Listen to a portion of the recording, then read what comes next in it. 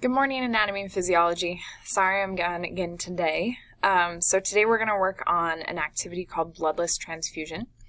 You should be able to finish it today, and then afterwards go ahead and take some time to maybe work through the cardiovascular lab if you haven't finished that yet, or cell structure and function, or the mink and fetal pig lab.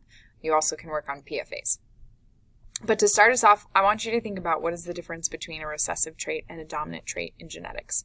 So a good idea maybe to pause the video, take some time to write in your answers. So please do go ahead and write in, just right along here, right? So we're looking at answering in there. With recessive and dominant traits, a reminder is that the dominant traits, for example, if we're talking about me having brown eyes, I could have my genotype, which is what my genes are going to be, showing something like this, where I have an uppercase B, which is my dominant trait, and a lowercase b, which is going to show my recessive trait. Or I could have it be both of my alleles, so one allele coming from my dad, and one allele coming from my mom, showing that they both gave me a dominant allele, which would be that uppercase B. Now, if I had, and that would give me brown eyes, right?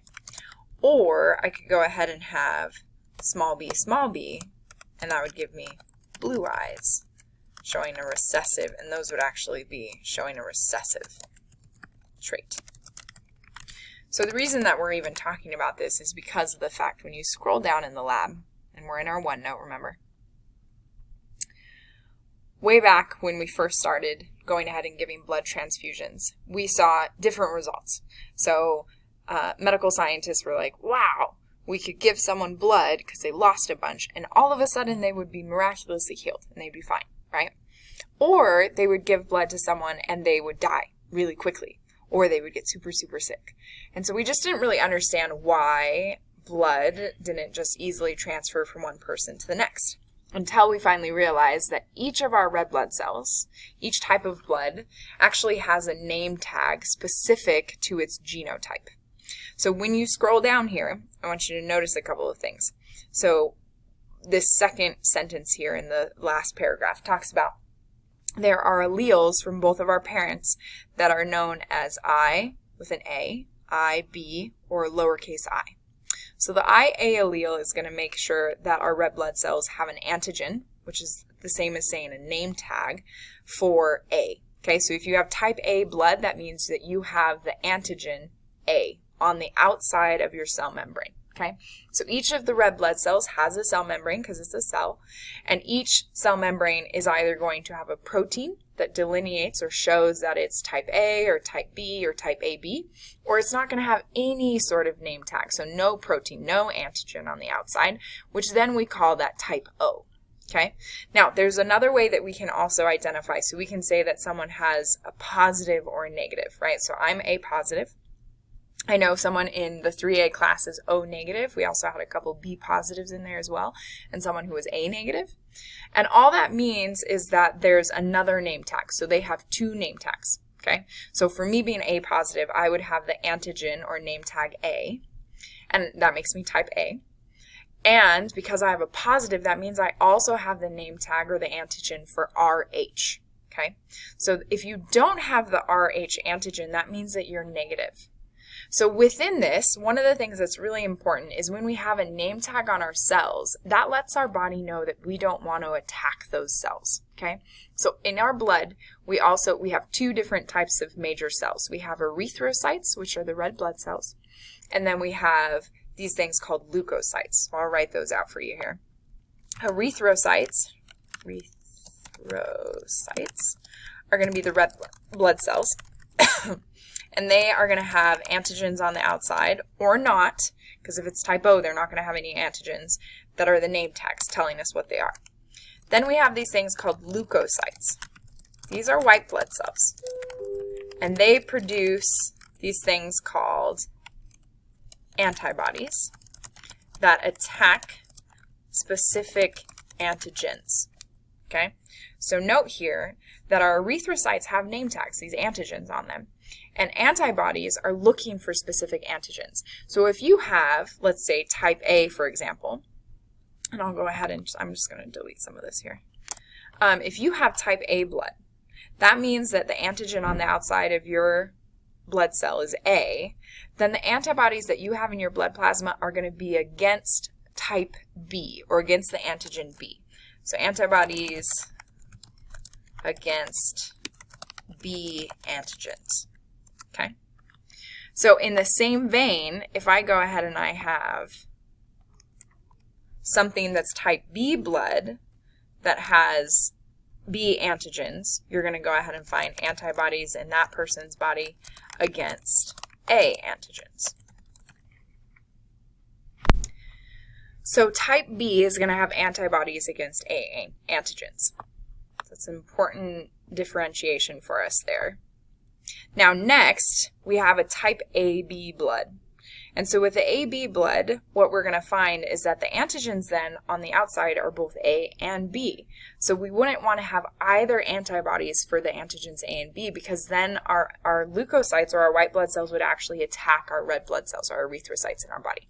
So these guys have no antibodies, okay? Which makes them a universal receiver, because they're not going to attack any other red blood cell, no matter what antigen or name tag that they have on, because they don't have any antibodies to attack red blood cells.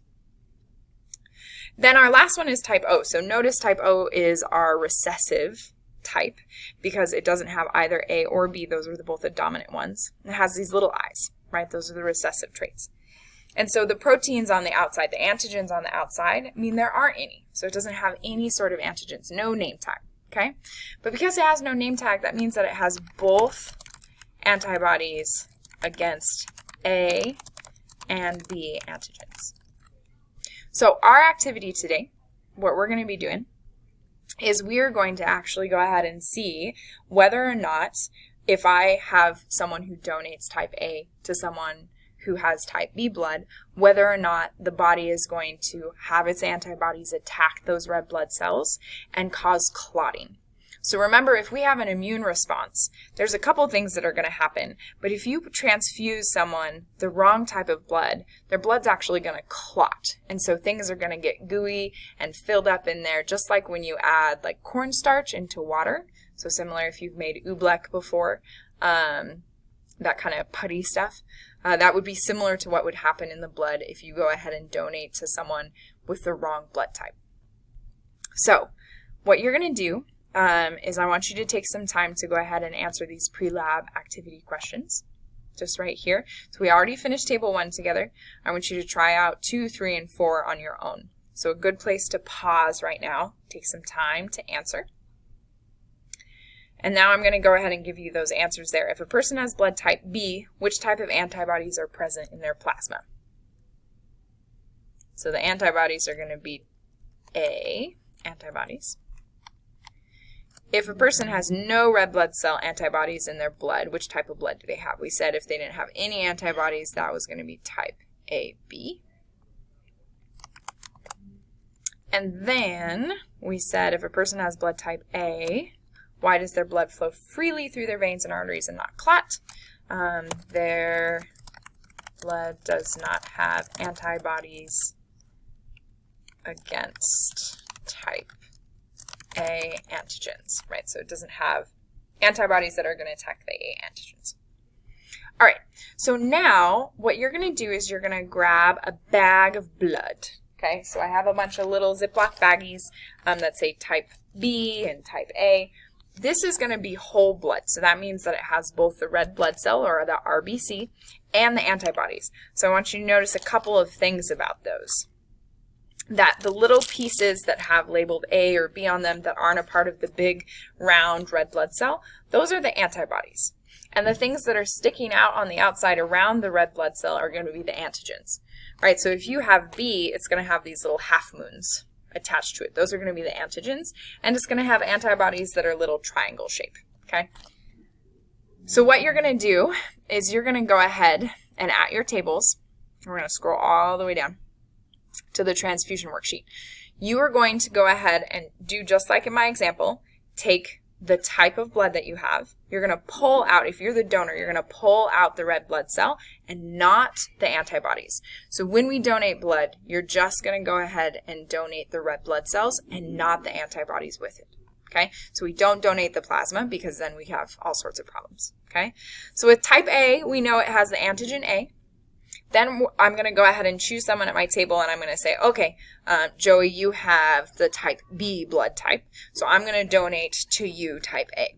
Okay, so I'm going to write in that in Joey's bag, he's got type B, he has antigens that are B, and he has antibodies that are against A. Okay, so which means that those antibodies are going to glom on, they're going to attack to my red blood cell because I have antigen A, and they fit in together, and it's going to cause clotting. Okay, so you're going to go through and answer through those. And you know when I'm recording this. All right, I'll show you a quick video here after this of what that looks like.